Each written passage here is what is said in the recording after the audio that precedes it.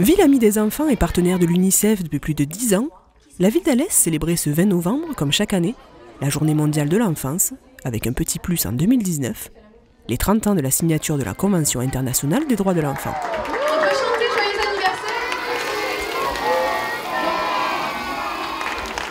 On essaye de célébrer ça par un anniversaire, donc on a prévu un gâteau, des ballons gonflables, des châteaux pour que les enfants puissent s'amuser et fêter cette journée.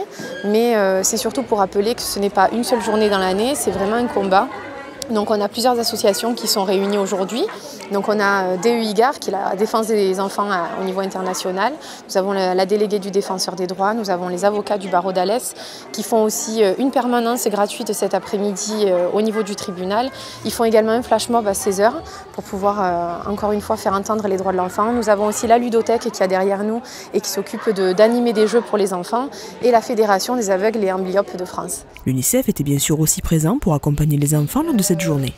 Nous sommes ici à Alès parce que Alès est une ville amie des enfants, donc qui fait partie d'un réseau de 240 communes qui sont en partenariat avec l'UNICEF pour justement améliorer la situation des enfants dans leur propre ville. L'UNICEF, ce n'est pas non plus que les enfants à l'étranger, c'est aussi un droit de regard sur la situation des enfants en France.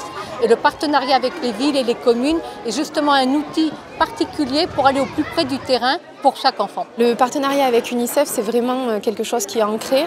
On a renouvelé le partenariat Ville Amie des enfants en 2016, à savoir que ce n'est pas un partenariat, une simple convention signée, c'est un véritable engagement de la ville et engagement d'UNICEF de pouvoir soutenir la ville dans ses actions.